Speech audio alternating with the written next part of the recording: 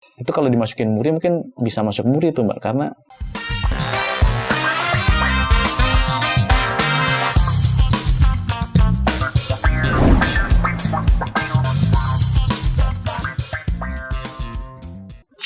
Halo Sobat Jayakarta, merupakan suatu kehormatan sekali buat saya Anita Dewi bisa menjumpai Anda tentunya dalam Jayakarta Podcast. Nah, pada podcast kali ini saya akan berbincang langsung nih dengan narasumber yang luar biasa sekali dan tentunya merupakan bagian dari Tentara Nasional Indonesia.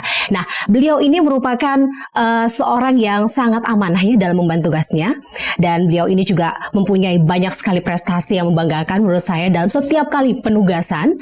Dan makin penasaran dong tentunya pemirsa, siapa sih beliau ini? Nah, beliau ini dibalik kesuksesannya dalam penugasan dan juga prestasi yang pernah diraih, saat ini sedang mendalami atau sedang menjalani nih program studi doktoralnya di salah satu universitas terkenal di Indonesia, yaitu di Gadjah Mada. Kita doakan bersama-sama semoga segera dituntaskan disertasinya. Semakin penasaran siapa, langsung saja kita berbincang dengan narasumber kita, yaitu Kolonel Kavaleri Imade Mahayudiksa, Estos MM. Halo Kolonel. selamat pagi Mbak. Halo. Selamat pagi. Ken kabarnya? Beci Mbak. Sampun ngajeng semeng? Sampun Mbak. Sampun nggih. Aduh, jangan dilanjutin Kolonel, karena kalau dilanjutin takutnya saya nggak bisa lagi nih ngelanjutin jawabnya seperti apa ya. Iya. Nah, Kolonel, ini kan kalau kita lihat ya dari riwayat perjalanan jabatan yang Kolonel pernah lalui ini, itu kan begitu banyak. Saya jadi penasaran sebenarnya dari awal mulanya nih yang menginspirasi Kolonel untuk menjadi seorang Tentara Nasional Indonesia tuh seperti apa sih? Siapa sih? Ada motivasinya dari keluarga kah atau dari sosok pahlawan kah gitu? Oke, baik. Terima kasih Mbak. Jadi kebetulan saya terlahir dari keluarga boleh dibilang tentara. Bapak saya dulu mantan pejuang. Beliau itu ikut berjuang melawan penjajah, baik Belanda maupun Jepang. Dan beliau juga sekarang sudah almarhum. Dan beliau udah menginspirasi saya memang untuk masuk menjadi tentara. Dan dari kecil memang cita-cita saya tidak pernah punya cita-cita lain selain menjadi akabri. Waktu itu akabri. Iya, si akabri ya gitu. saat Kalau itu. ditanya cita-citanya akabri dari kecil saya memang cita-citanya akabri gitu. Dan alhamdulillah pada tahun 1996 di tempat ini juga di Kodam Jaya ini saya ikut seleksi Catar waktu itu ya. Catar Akmil tahun 1996. Kemudian ikut seleksi dan alhamdulillah masuk, diterima menjadi Taruna Akmil, kemudian menuntaskan pendidikan sampai dengan tahun 1999. Itu jadi awalnya dari memang yang menginspirasi saya orang tua saya sendiri. Orang tua sendiri ya, gitu ya. Nah, suka dukanya pasti ada dong tentunya nih, Kolonel Made. Boleh diceritakan nggak sih perjuangannya sampai bisa lulus gitu jadi seorang taruna? Itu kan suatu hal yang membanggakan sekali nih. Mungkin jadi motivasi buat adik-adik yang nanti mau mendaftar jadi TNI kan? Ya. Ada nggak kiat-kiat atau trik khusus gitu? Bisa baik. Sampai lulus. Tentu ada, karena ini menjadi cita-cita dari kecil. Tentunya saya juga sudah mempersiapkan diri. Tidak ada yang ngajarin, tidak ada yang nyuruh gitu. Saya memang memiliki motivasi sendiri gitu. Ketika saya SMP, saya sudah mempersiapkan diri. Saya hobinya olahraga, sehingga saya lari. Kemudian ya kegiatan fisik itu saya senang. Sekolah pun saya lari gitu. Bahkan setelah SMA saya kelas 2 SMA itu sudah mempersiapkan diri. Saya lari karena saya tahu bahwa masuk tentara itu dulu lari 12 menit gitu kan. Lari 12 menit dan saya mempersiapkan diri 3 kali lipat dari yang akan diteskan itu gitu. Sehingga ketika saya tes dulu di sini di Kodam Jaya, mungkin teman-teman saya yang waktu itu mendaftar larinya mungkin dari 12 menit itu bisa 6 putaran, 7 putaran gitu. Saya sendiri udah 9 putaran Mbak waktu itu. Luar biasa ya, melampaui. Karena emang saya sudah mempersiapkan diri. Kemudian yang lain-lain, pull up, sit up, push up itu ya udah nilai 100 lah gitu. Sehingga singkat cerita lulus dari Kodam Jaya waktu itu, Panda Jaya waktu itu, saya masuk 5 besar Mbak. Dari 3.000 sekian peserta itu saya lulus 5 besar dulu di Kodam Jaya. Kenapa saya tahu? Karena waktu itu dari agen sendiri mengatakan 20 personil pertama, 20 orang pertama yang masuk Pantohir itu adalah sesuai dengan ranking. Nah, yang dipantohir langsung oleh Bapak Pangdam, waktu itu Pangdamnya Pak Sutioso, dengan Pak Kasdam, Kasdamnya waktu itu mantan Presiden ke-6 kemarin Pak SBY. Nah, waktu itu saya merasa, saya ternyata ranking 6 nih, ya ranking 5 gitu. Itu prestasi, termasuk prestasi yang luar biasa juga loh. Kemudian masuklah ke Akademi Militer, di sana tes lagi dan alhamdulillah masih berlanjut.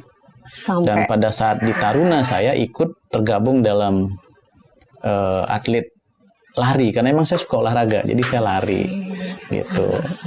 Itu Mbak. Begitu ya, jadi berawal dari hobinya suka olahraga sampai akhirnya mewujudkan cita-cita yang tadi termotivasi dari orang tua itu tadi menjadi seorang tentara nasional Indonesia dan berkiprah sampai saat ini ya, gitu ya Kolonel ya. Gitu. Oke, ya Kolonel Made ini kan tadi kalau saya lihat pengalaman dari background pendidikan sendiri ini tidak kalah penting buat Kolonel Made sendiri ya. Apalagi saat ini sedang menjalani program doktoral gitu di salah satu universitas ternama di Indonesia gitu. Ini seperti apa sih perjalanannya bisa sampai mengambil program ini tuh seperti apa gitu? Baik, terima kasih Mbak. Jadi memang saya memiliki istilahnya keinginan gitu. Ketika saya diberikan kesempatan untuk sekolah, baik sekolah umum dalam hal ini kuliah gitu, pasti saya ambil. Nah dulu saya S1 selesai tahun 2008, saya di Magelang, kemudian S2 saya kuliah sambil seskoad waktu itu di Bandung, dan kemudian terakhir kemarin ada program Angkatan Darat, itu kerjasama dengan universitas ternama di Indonesia. Ada 2 universitas yang dikerjasamakan dengan Angkatan Darat, yaitu Universitas Gadjah Mada dan Universitas Indonesia. Kemudian Angkatan Darat membiayai semacam beasiswa gitu kepada prajurit TNI yang memiliki keinginan untuk ikut program tersebut. Tetapi program tersebut juga harus sesuai dengan reguler gitu, mengikuti aturan yang diberikan oleh universitas tersebut. Contoh pada saat kita mau masuk ke universitas tersebut, kita harus mengikuti alur pendaftaran secara online dan sebagainya seperti itu. Tetap sesuai ini ya. Tetap sesuai aturannya gitu dan tidak serta-merta gitu kan. Saya juga ya mungkin ini sebuah rezeki buat saya gitu. Karena pada saat itu saya masih ingat tanggal 15 Juli 2020 itu saya mencoba untuk mengikuti masuk itu mendaftar menjadi mahasiswa di UGM, Universitas Gadjah Mada. Itu program doktoral. Dengan prodi DKIK doktoral kepemimpinan inovasi kebijakan, itu prodinya itu. Dan saya mencoba untuk tes, mengikuti alur, mengikuti pendaftaran dan sampai akhirnya masuk menjadi calon mahasiswa. Ketika masuk menjadi calon mahasiswa, ini adalah proses yang cukup panjang, saya katakan, karena kita harus mengikuti tahap-tahapannya sampai dengan kalau nggak salah 20 atau 27 tahap gitu. Kita upload, kemudian baru masuk ke tahap berikutnya dan terusnya. Dan sampai dengan tahap terakhir, saya masuk menjadi, di sini banyak yang gagal di sini. Teman-teman saya banyak sebenarnya yang berminat, tapi gagalnya di sini ketika mengikuti proses itu. Dan saya alhamdulillah, padahal tanggal 15 Juli itu pukul 21.00 harus tutup. Dan saya sampai dengan pukul 19.00 berupaya untuk bagaimana bisa masuk. Dan alhamdulillah pukul 20.00 sebelum ditutup 1 jam, saya masuk. Nah itu kemudian setelah kemudian setelah dinyatakan menjadi calon mahasiswa, baru kemudian saya dipanggil dan mengikuti seleksi. Seleksinya ada 2, TPA, tes akademik itu, TPA, kemudian potensial akademik, kemudian yang kedua adalah TUPO.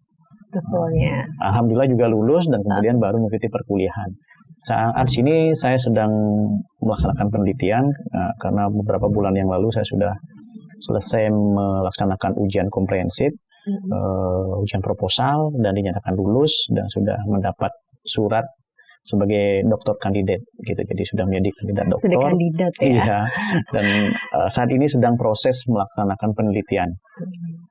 Dan mohon doanya mudah-mudahan tepat waktu 2023 saya harus sidang terbuka selesai gitu. Karena sampai tahun 2023 saya dibiayai oleh Angkatan Darat. Kalau tidak berarti saya harus bayar sendiri gitu.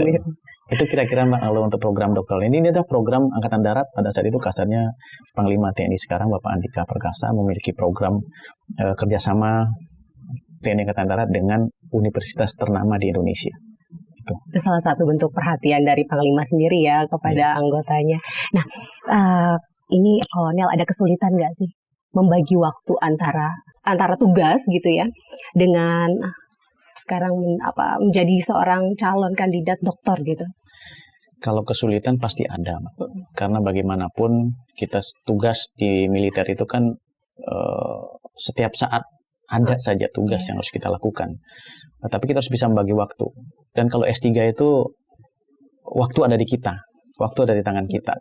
Kapan kita mau kuliah, kapan kita mau ini, kita istilahnya janjian dengan dosen pembimbing kita, promotor kita untuk bagaimana kita mencari waktu berdiskusi, kemudian kuliah di situ gitu.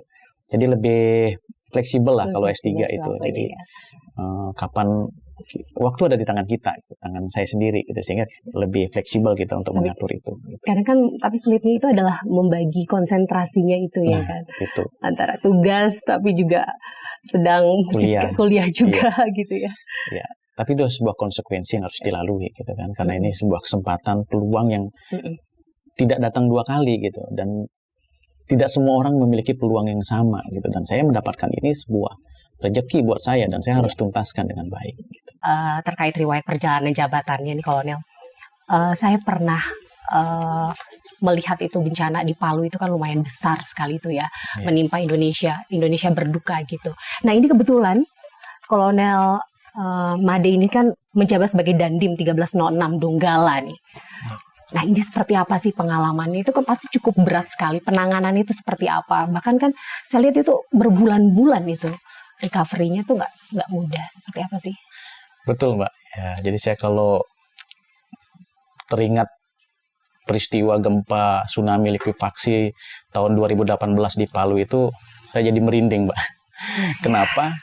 Karena saya sendiri yang mengalami, mungkin boleh dibilang saya ini saksi hidup selaku pelaku dan juga korban dan juga membantu menangani pemulihan penanganan waktu itu. Jadi pada saat itu tepatnya tanggal 28 September 2018 pukul 18.02. Saya masih ingat waktu itu pas azan maghrib tuh, setelah azan maghrib kalau tidak salah terjadi gempa yang luar biasa. Saya ada di kantor, saya masih disposisi surat waktu itu, kemudian karena saya tidak bisa melarikan diri gitu, menyelamatkan diri keluar dari kantor, saya masuk ke kolong meja. Itu gempa boleh dibilang mungkin gempa sangat dahsyat. Kenapa? Karena itu durasi gempanya bukan 5 detik, 10 detik bukan, tetapi di hampir 1 menit. Goyangan kerasnya itu ya, hampir durasinya. 1 menit. Sekitar mungkin 40 sekian detik lah gitu. Nah bayangkan saja 5 detik saja gempa itu sudah bisa memporak-porandakan. Apalagi ini hampir 1 menit gitu. Nah itulah. Kemudian setelah selesai saya keluar, saya sempat itulah kita prajurit itu diajari untuk memiliki manajemen krisis gitu ya. Ketika ada sesuatu yang seperti itu, kita segera mengambil langkah yang menginformasikan pada pimpinan kita. Waktu itu saya langsung telepon Danrem. Saya laporkan bahwa Palu diguncang gempa yang cukup dahsyat. Kami pikir ini Palu hancur. Hanya sampai di situ kata-kata saya kemudian putus. Karena memang sinyal putus, listrik padam, tidak ada lampu sama sekali, penerangan, dan chaos. Masyarakat lari, kemudian berteriak menginformasikan bahwa air laut naik, kemudian terjadi tsunami dan seterusnya seperti itu. Nah saya waktu itu teringat keluarga. Keluarga saya ada di rumah dinas yang kebetulan arahnya ke arah laut gitu. Akhirnya saya lari, panggil ajudan dengan sopir, kita naik ke bawah ke rumah. Dan itu juga saya mengalami istilahnya sesuatu yang kembali lagi ke naluri TNI yang memang kita diajarkan untuk itu tadi, untuk bagaimana membantu masyarakat yang kesulitan. Nah, di tengah-tengah dilema sebenarnya di situ ya Kolonel. Kita harus membantu keluarga, kemudian ada masyarakat yang butuh bantuan. Butuh juga.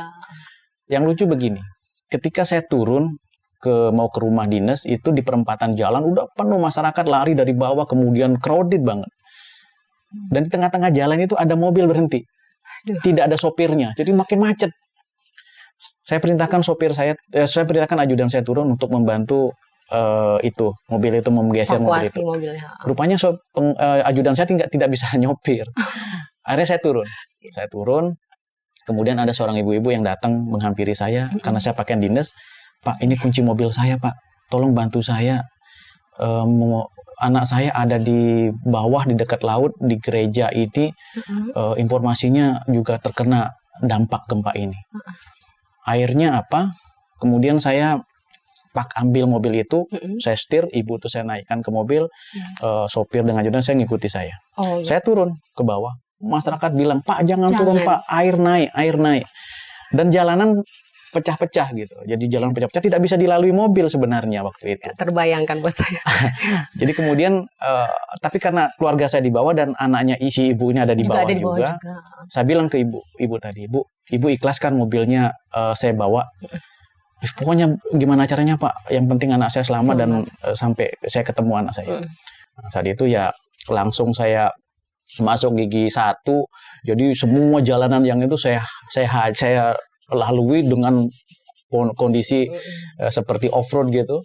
Akhirnya sampailah saya di rumah dinas saya. Itu gimana tuh kondisi? Rumah dinas terbelah. Rumah dinas saya terbelah. Kemudian saya bilang ke ibu tadi, Bu, di sini udah aman. Tunggu saya lihat keluarga saya dulu. Ini silakan kalau ibu mau bisa nyetir sampai ke tempat anak ibu, silakan disetir. Tapi kalau nggak, tunggu saya. Saya ketemu keluarga saya, istri saya, anak saya, alhamdulillah selamat semua. Ya? Saya masukkan ke mobil dinas, kemudian saya datangi lagi ibu tadi. Ternyata ibu itu udah pergi. Berarti dia sudah ada yang menyelamatkan. Sudah bawa sendiri. Bawa sendiri. Itulah kemudian saya bawa semua keluarga dan anggota yang ada di Kodim. Di situ kita kumpulkan semua yang masih selamat, yang masih ini. Tapi saya kemudian teringat bahwa pada saat itu juga ada 30 anak buah saya yang sedang pengamanan di pantai. Pada saat itu ada namanya Festival Palu Nomoni. Oh iya, itu pas lagi ada acara. Mau ada acara pukul 19.00. Acaranya akan dimulai pukul 19.30. Dan itu anggota saya pengamanan mulai pukul 17.00 di situ. Standby di situ. Saya teringat itu, langsung saya berpikir, aduh anak buah saya pasti ada yang korban ini. Nah pada saat itu saya mau turun, mau melihat situasi di pantai. Tidak boleh semua orang nggak boleh, karena masih gempa susulan masih terus berjalan. Kemudian Pak Wali Kota datang.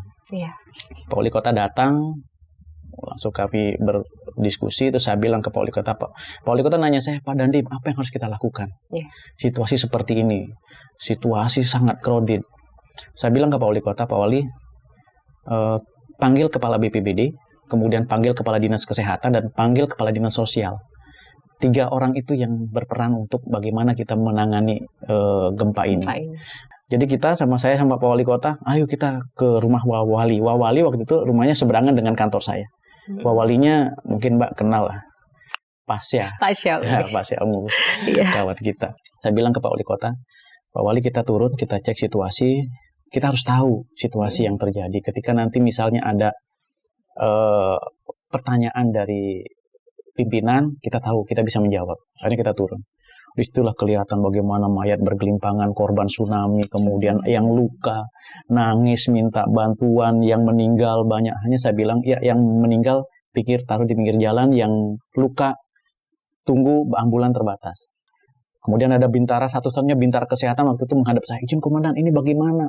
Banyak sekali korban, tetapi kita tidak punya apa-apa, tidak punya obat dan sebagainya seperti ini. Saya bilang di situ ada puskesmas, tapi nggak ada kuncinya, hancurkan saja, ambil obat-obatnya untuk membantu masyarakat. Di situ ada ibu-ibu yang meninggal, di situ ada ibu-ibu yang melahirkan di situ, di depan korem itu. Jadi situasinya seperti itu. Jadi, ini yang buat saya penasaran di sini, Kolonel, apa yang membuat Kolonel tuh bisa tetap tenang menghadapi situasi yang bisa dikatakan tidak semua orang nih bisa ada di posisi Kolonel pada saat itu selaku Dandim 1306 Donggala gitu. Apa yang membuat Kolonel bisa tetap tenang dan tetap bisa menjalankan tugas dengan baik gitu? Ya itulah seperti tadi yang saya sampaikan, bahwa kita tentara itu memang diajari untuk bagaimana kita bisa berpikir, bisa bersikap tenang di tengah-tengah tekanan, di tengah-tengah kita diberikan tekanan. Memang itu diajarkan di lembaga pendidikan akademi militer, kemudian di lembaga-lembaga pendidikan ketika kita mengikuti pendidikan di militer pada umumnya. Itu kita sudah diajarkan di situ. Kita harus memiliki manajemen krisis, bagaimana kita bisa memanage di tengah-tengah tekanan gitu. Nah, ini kan saya anggap tekanan yang luar biasa karena hampir semua orang itu menyelamatkan diri. Menyelamatkan diri masing-masing tentunya. Ya. Makanya saya bilang ke Pak Wali Kota, kita harus bantu masyarakat kita. Apa yang harus kita perbuat, dan kalau kita tidak ada, ya siapa yang memikirkan mereka, siapa yang membantu mereka gitu. Seperti itu.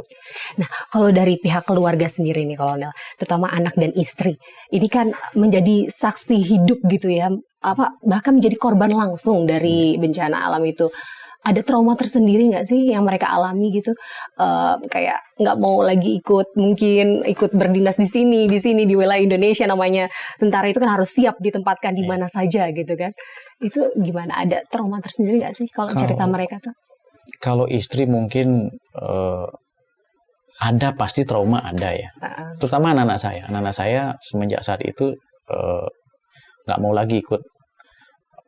Setiap ada getaran gitu mereka takutan apa segala macam, makanya kemudian saya pindahkan ke Jawa Timur. Waktu itu usia berapa, Mak? Waktu itu usia 8 tahun sama 6 tahun. Masih kecil ya? Masih kecil. Nah, untuk tugas saat ini kan Kolonel Madeni mendapat amanah gitu ya, memban tugas sebagai Dandim 0503 Jakarta Barat. Iya. Nah, selama menjabat ini Kolonel ada buat gebrakan baru kah? Atau apa sih kontribusi nyata gitu yang telah dilakukan oleh Kodim 0503 Jakarta Barat terhadap masyarakat tentunya, yang itu bisa menunjang dari Kodam Jaya sendiri? Kami selaku Komandan Kodim, Komandan Kewilayahan tentunya memiliki tugas pokok dan fungsi, itu poksi yang memang diberikan oleh komando ke atas gitu. Dan kita harus berinovasi, berimprovisasi di lapangan. Ya, ketika yang saya masih ingat perintah harian Bapak Kasat diantaranya salah satu adalah bagaimana kita prajurit itu harus menjadi solusi di tengah-tengah masyarakat. Gitu. Kita harus memberikan bantuan sesulit apapun masyarakat. Ketika kita hadir, tentara hadir di situ, semuanya bisa clear, bisa beres. Nah, bisa dari situ ya teratasi gitu. Jadi dari situ kemudian saya mengambil langkah-langkah pelaksanaan pembinaan teritorial. Di antaranya adalah kita tahu 2 tahun belakangan ini kita menghadapi pandemi COVID-19, di mana dampaknya sangat dirasakan oleh masyarakat. Kemudian apa yang harus kita lakukan untuk membantu masyarakat? Tentunya masyarakat kecil terutama pasti akan merasakan dampaknya yang luar biasa. Nah, disitulah saya sampaikan kepada prajurit saya, babinsa saya, kamu harus hadir di tengah-tengah mereka. Ketika mereka ada masalah, bantu mengatasi. Jadi kita harus menjadi solusi buat mereka. Ya. Jadi jangan justru menjadi beban buat mereka, tapi kita menjadi solusi buat mereka. Caranya bagaimana? Mungkin ibarat kata kita tidak memberikan ikan kepada mereka, tapi kita memberikan pancing.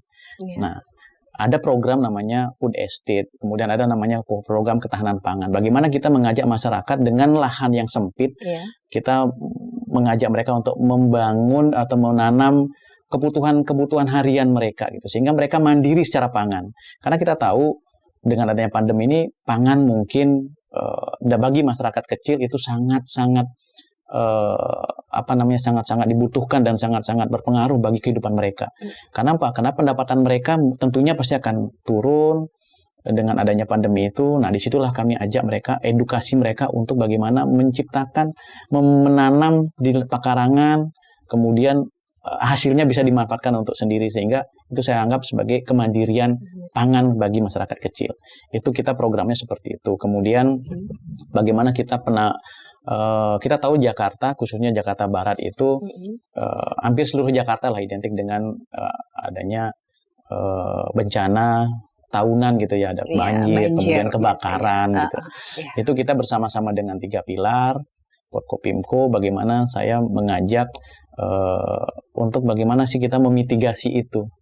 Banjir tentunya ya kita mitigasi dengan cara-cara menyiapkan sedini mungkin agar banjir ketika musim penghujan datang, banjir tidak terlalu besar gitu misalnya. Karena banjir itu pasti sebuah keniscayaan yang tidak bisa kita hindari. Tapi bagaimana kita memitigasinya itu. Itu program-program itu program bersama dengan 3 pilar, kemudian juga bagaimana mengatasi kebakaran di wilayah. Itu kemudian berikutnya kita juga ada program Army Goes to School. Goes to School. Nah, Army Goes to School ini juga dicanangkan oleh Bapak Pangdam Jaya, sehingga kami komandan-komando kewilayahan turun ke sekolah-sekolah. Waktu itu sebenarnya begini. Kita target tahu, utamanya itu kayak gimana sih Army Goes to School tuh, Kolonel? Target utamanya sebenarnya kita merangkul, mengajak generasi muda, khususnya anak-anak sekolah SMA, ini SMA ya. Iya. Kita tahu Jakarta ini sering sekali terjadi demonstrasi. Dan kita kekhawatiran kita adalah bagaimana anak-anak SMA, anak-anak SMK terutama ini direkrut oleh orang-orang yang tidak bertanggung jawab untuk bersama-sama mereka melaksanakan demo, tapi esensinya mereka tidak tahu. Tidak tahu. Mereka hanya ikut-ikutan. Ikut-ikutan dan bahkan itulah yang berbahaya karena ada namanya anarko. Itu mereka melaksanakan pembakaran dan sebagainya seperti itu. Nah, ini kita tidak mau terjadi seperti itu. Nah, itulah kemudian Bapak Pangdam memerintahkan kami para komandan-komando kewilayahan turun langsung nih, ya, gitu ya. Edukasi itu anak-anak SMK, SMA itu. Berikan wawasan kebangsaan, berikan pengetahuan bela negara, pembekalan bela negara.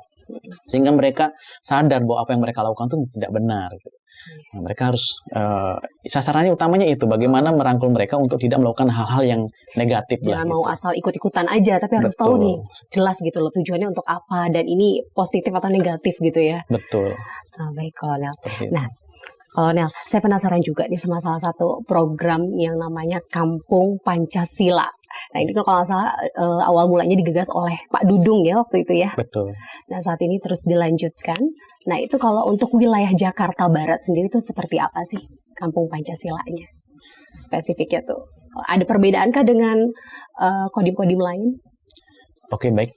Kampung Pancasila ini memang sudah menjadi program, waktu itu memang dicanangkan oleh Bapak Kasat, sekarang dulu beliau jadi Pangdam Jaya, dan sekarang diteruskan oleh Pangdam Bapak Untung Budiarto. Dan kami, kodim-kodim semua memiliki Kampung Pancasila. Nah, khusus di Jakarta Barat, saya pikir hampir sama dengan kodim-kodim yang lain.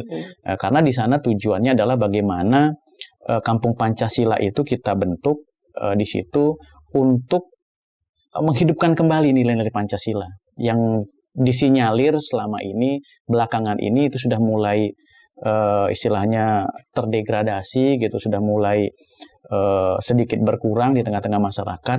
Kita tahu bahwa nilai-nilai Pancasila itu adalah nilai-nilai luhur yang diwariskan oleh nenek moyang kita, oleh leluhur kita, oleh pendahulu-pendahulu kita.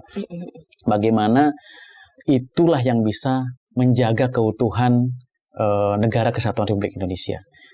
Salah satu contohnya bagaimana di Kampung Pancasila itu kita hidupkan kembali budaya gotong royong, budaya kerjasama. Ketika masyarakat ada kesulitan, masyarakat satu mengalami kesulitan, masyarakat yang lainnya membantu.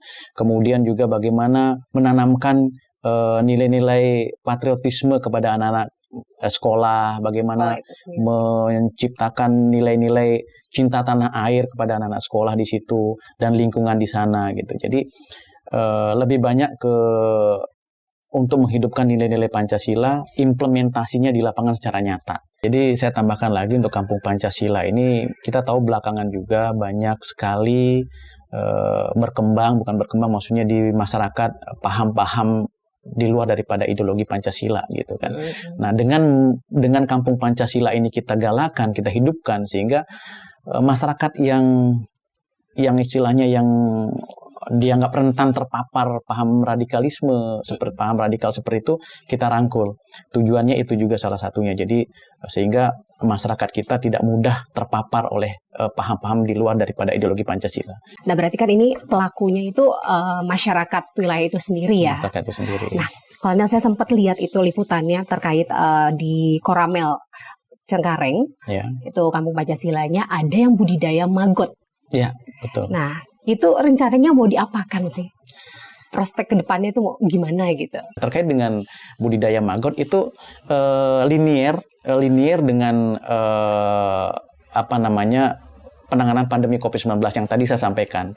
Bahwa bagaimana 2 tahun belakangan masyarakat kita sangat terpengaruh dengan dampak pandemi COVID-19, maka di Kampung Pancasila ini kita rangkul masyarakat, dan di situ kita budidaya maggot. Maggot itu kan bisa dimanfaatkan, hasilnya bisa dijual, kemudian bisa dimakan menjadi pupuk, jadi pakan ternak, pakan ikan, seperti itu, dan itu nilai ekonominya cukup tinggi. Dan ketika masyarakat kita di lingkungan itu mau dan mampu memproduksi maggot itu, dan mereka akan mendapatkan income yang bisa untuk menghidupi minimal keluarganya, lingkungannya, seperti itu, Mbak. Paling tidak untuk membantu kebutuhan mereka sehari-hari lah ya, bisa terus itu berjalan gitu dengan adanya budidaya maggot sendiri. Bagus, sangat menginspiratif ya sebenarnya ya, Kolonel ya. Nah, kalau saya boleh tahu nih Kolonel, sepanjang perjalanan karir Kolonel Made sendiri, terutama pada saat menjadi dandim deh di sini di Jakarta Barat, itu dalam menangani pandemi COVID-19 kemarin, itu apa yang telah dilakukan oleh Kodim 0503 Jakarta Barat? Baik, memang apa yang kita lakukan di lapangan itu tentunya juga atas perintah dari pimpinan, kita membantu masyarakat dalam menegakkan protokol kesehatan. Itu yang pertama. Di awal-awal pandemi ini kan kita menerapkan protokol kesehatan yang cukup ketat. Yang ketat tujuannya adalah bagaimana memutus mata rantai COVID-19 itu sendiri, penyebaran COVID-19 itu sendiri. Itu juga kita semua Babinsa kita turunkan ke lapangan, bagaimana kita mengedukasi masyarakat gunakan masker, jaga jarak, cuci tangan, dan seterusnya seperti itu.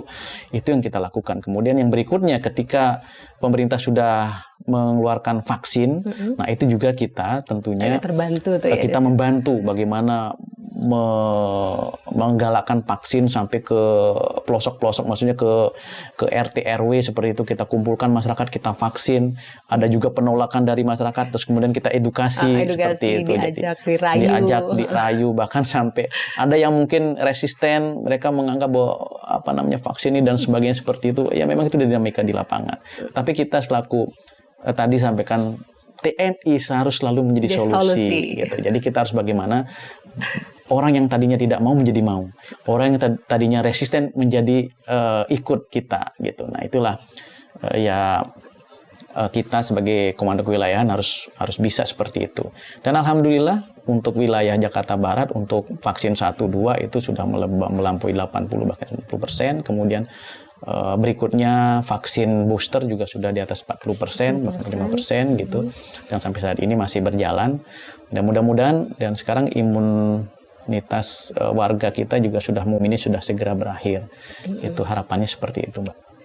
Nah, Kolonel Made, tentu nih ya, biasanya kan kalau seorang tentara gitu, itu identiknya serem gitu, sangar kan, apalagi pakai seragam.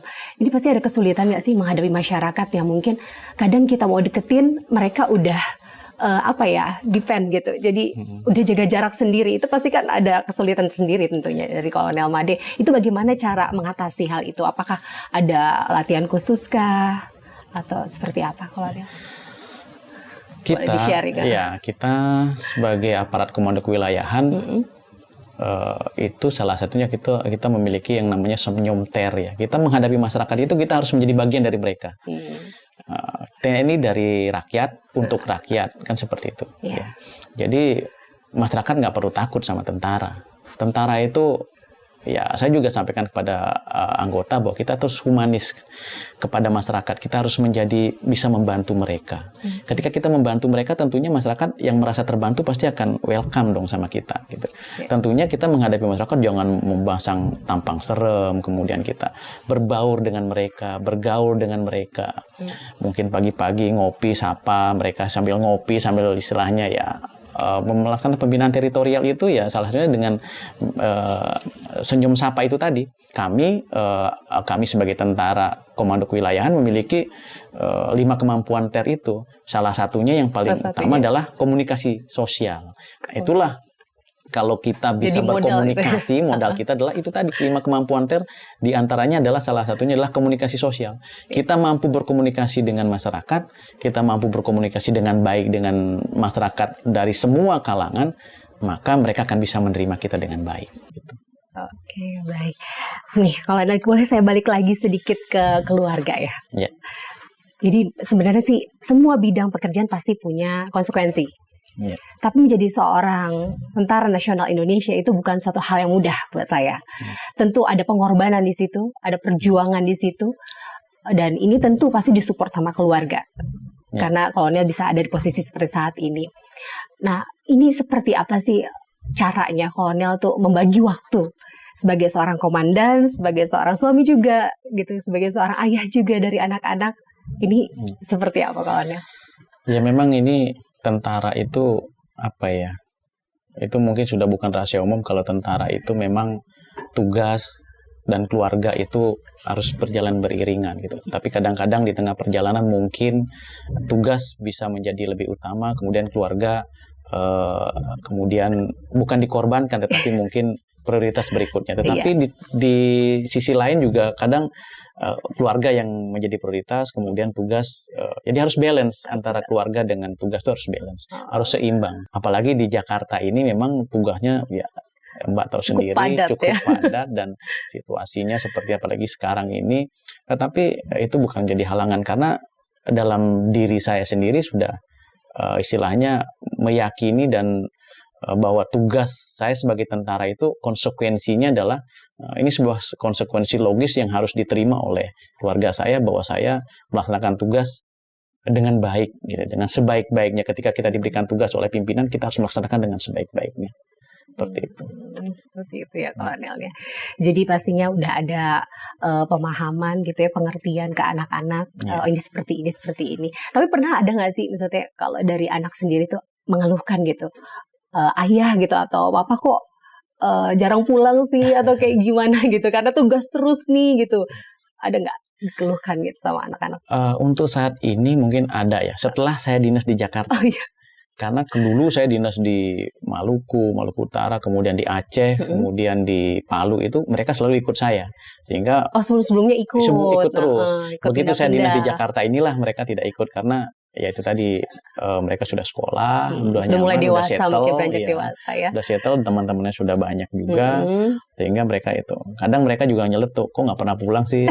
Seperti itu. Maksudnya pulang ke rumah yang di Jawa Timur ya. Jawa Timur ya.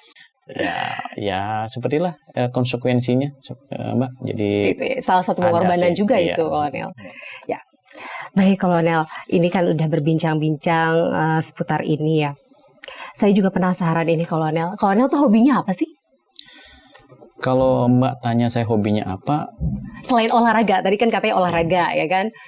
Itu termasuk ya hal yang menunjang sekali di dunia militer gitu. Di luar itu ada mungkin hobi lainnya? Saya hobi masak, Mbak. Mungkin, hobi masak? Ya mungkin kedengarannya gimana gitu, tentara, laki-laki hobinya masak gitu. Tapi saya emang hobi masak. Tapi biasanya masakan dari tangan laki-laki itu enak. Gitu, karena chef-chef laki-laki itu biasanya enak. Saya kayaknya so tahu banget ya. Tapi kayaknya gitu enak. Kebetulan itu kalau bicara... Kenapa kok bisa hobi masak gitu? Nggak tahu ya, karena saya orang Bali, kita tahu orang Bali itu laki-laki yang di Bali itu kebanyakan kalau ada kegiatan yang masak itu laki-lakinya. Kalau ibu-ibunya itu bagian menyiapkan sajen, kue gitu. Kalau laki-lakinya yang bagian masak gitu. Tapi jadi mengolah masakannya. Iya, saya lihat dulu bapak saya juga emang jago masak. Saya mungkin itu saya lihat bapak saya tuh masak gitu kan. Tapi kesini saya mulai seneng masak itu ketika saya dinas di Ternate, Maluku Utara. Waktu itu saya di sana dan saya coba-coba masak, ternyata saya ajak anggota saya makan, ternyata dibilangnya enak. Nah dari situlah ketika mereka bilang enak, nah dari situ saya tertantang gitu, bener nggak sih masakan saya enak? Akhirnya saya keterusan. Setiap kali di mana saya berdinas, di situ saya masak untuk anak buah saya. Terus gimana lagi nih komennya dari mereka gitu kan? Dan mungkin saya pernah masak yang kalau mungkin dimasukkan muri, mungkin bisa masuk muri, Mbak. Oh iya? Saya waktu jadi komandan batalion kavaleri di Aceh, yang Kap 11, itu saya pernah masak 1 ekor sapi untuk anggota. 1 ekor sapi. Itu kalau saya boleh tahu diolah jadi apa gitu kalau ada? Jadi waktu itu besoknya tuh mau sholat Id, Idul Fitri. Jadi waktu itu saya dikirimi 1 ekor sapi yang cukup besar oleh Kapolres. Saya bingung nih, mau diapain sapi nih? Besok sementara sudah sholat Id gitu kan. Iya. Hari ini anggota sebagian sudah ada yang cuti. Nah masih ada sisa anggota yang 2/3 itu. Saya sampaikan ke anggota nih ada sapi nih 1 ekor besar. Kalau kita potong dibagi-bagi dagingnya paling dapatnya dikit. Bagaimana kalau kita potong kemudian kita masak, kita makan rame-rame? Anggota setuju nih, setuju gitu. Setuju komandan. Pertanyaan anggota, terus siapa yang masak komandan gitu? Ya udah saya aja yang masak. Anggota semua, oh jangan komandan, kalau komandan masak nanti kami nggak enak makannya. Justru kalau kalian nggak makan malah saya jadi memarah nanti. Kalau kita makan terserah, akhirnya kita buatlah tim. Yang muslim nggak boleh ikut, yang muslim ibadah. Kan puasa terakhir tuh, terakhir ibadah. Biar menikmati lah. Akhirnya kami buat tim yang non muslim, ada 2 tim masak. Jadi saya mulai dari itu saya masak, mulai potong sapi dari jam 10 pagi, kemudian selesai masak jam 3 subuh. Jadi saya bikin tengkleng sapi itu 2 ketel yang besar itu, kemudian saya bikin sate itu 3.000 tusuk. Sate mungkin Mbak pernah dengar namanya sate sapi Pak Kempleng, itu di daerah Jawa Tengah itu ada itu sate sapi Pak Kempleng itu. Bumbu semuanya saya racik sendiri. Kemudian kepala sapinya itu saya rebus bareng-bareng dengan tengklengnya, kemudian sudah empuk saya belah, saya bikin pepes otak sapi. Bumbunya saya racik sendiri. Sempet-sempetnya buat pepes juga. Iya. Jadi karena hobi itu akhirnya anggota besoknya sholat Id, selesai sholat Id kita catering, makan rame-rame, dan ini adalah sebagai makanan tambahan sapi tadi. Dan alhamdulillah cateringnya masih tersisa, masakan saya habis. Mungkin habis bukan karena enak, tapi mungkin karena takut kalau saya marah. Gitu seperti itu enggak. Tapi ya itulah pasti karena enak suka juga dukanya itu. Seperti itu. Jadi itu kalau dimasukin muri mungkin bisa masuk muri tuh Mbak, karena iya, itu kan porsinya besar sekali. Besar, itu, kemudian saya danyon, saya komandan batalion, masak. Jarang sekali itu terjadi. Iya, dan tidak hanya sekali, saya pernah juga masak 5 ekor kambing buat mereka, bukan anak buah aja. Kita makan sama-sama dengan anak buah. Saya senang gitu, seperti itu. Dan setiap dimanapun saya bertugas, pasti saya sempatkan masak. Nah, kemarin Idul Adha kemarin, saya di Kodim Jakarta Barat, saya masak juga pas potong kambing gitu, 1 ekor kambing. Ada ini saya masak tengkleng, makan rame-rame sama anggota. Gitu. Selaku Dandim 0503 Jakarta Barat, ini kan sebentar lagi udah mendekati HUT TNI per 5 Oktober nanti. Itu ada program khusus nggak sih atau rencana kegiatan-kegiatan apakah yang akan dilakukan gitu oleh Kodim 0503 Jakarta Barat sendiri? Ya baik, masih di seputar kegiatan pembinaan teritorial tentunya, karena kami adalah aparat komando kewilayahan. Kita juga akan tentunya melaksanakan kegiatan-kegiatan pembinaan teritorial yang dikemas demikian rupa nantinya dengan mengikuti tren masa kini. Gitu. Masa kini itu kan perkembangan media sosial sangat pesat. Nah, contohnya gimana tuh? Contohnya mungkin nanti kita di Kampung Pancasila, jadi kita ada Kampung Pancasila, kita buat kegiatan di Kampung Pancasila dengan membuat konten-konten Pancasila yang bisa kita kita masukkan ke media sosial, baik TikTok, kemudian Instagram, Twitter, dan sebagainya seperti itu. Facebook itu kita masukkan seperti itu, dan itu nanti di tingkat Kodim sendiri akan kita lombakan. Di Koramil kan ada Kampung Pancasila. Jadi kemudian kita lombakan di situ, dan nantinya juga akan dilombakan di tingkat Kodam. Saya dengarnya seperti itu, maka dari itu kami memulainya dari tingkat Koramil dulu. Koramil dulu, ya. Salah satu itu kita konten-konten terkait dengan Pancasila, Kampung Pancasila. Iya, dan tentunya dengan adanya kegiatan ini kan diharapkan masyarakat jadi lebih familiar nih dengan dunia militer itu seperti apa gitu ya. Iya. Betul nggak sih Kolonel? Tujuannya salah satunya itu. Iya, betul. Memang harapan kita, tujuan kita itu pembinaan teritorial itu adalah itu. Jadi bagaimana kita semakin solid dengan kemanunggalan TNI Rakyat. Karena kita tahu bahwa tujuan Binter itu sebenarnya semakin meningkatnya kemanunggalan TNI dengan rakyat. Karena kita tahu bahwa sejarahnya TNI itu, rakyat itulah ibu kandung daripada TNI. Gitu. Jadi berjuang bersama-sama rakyat, kemudian sampai dengan saat ini rakyat itu tidak bisa dipisahkan dengan TNI. TNI harus hadir di tengah-tengah menjadi solusi. Gitu. Oke, sesuai dengan tema kita ya. Gitu. Baik, sebelum menutup podcast kita kali ini, ada nggak sih pesan moral yang ingin disampaikan kepada pemirsa podcast Jayakarta sendiri? Jadi baik pemirsa podcast Jayakarta, Kodam Jaya, Pada kesempatan yang baik ini, saya, Kolonel Kapolri Madi Mahyudiksa, dan Dim 0503 Jakarta Barat, mari kita bersama-sama untuk menjaga kondusivitas wilayah di Kodam Jaya khususnya dan Indonesia pada umumnya. Kita tahu belakangan ini pandemi COVID-19 berada di tengah-tengah kita dan masyarakat mengalami dampak yang luar biasa, dan kita, khususnya TNI, harus berada di tengah-tengah mereka, harus menjadi solusi, membantu kesulitan-kesulitan masyarakat, dan harapannya ini bisa meringankan beban saudara-saudara kita dan pulih lebih cepat, bangkit lebih kuat. Baik, terima kasih Kolonel Madi. Baik, pemirsa podcast Jayakarta, kita harus menyudahi dulu perjumpaan kita kali ini. Kita bisa next lagi di kesempatan yang akan datang. Saya Anita Dewi pamit undur diri. Sampai jumpa.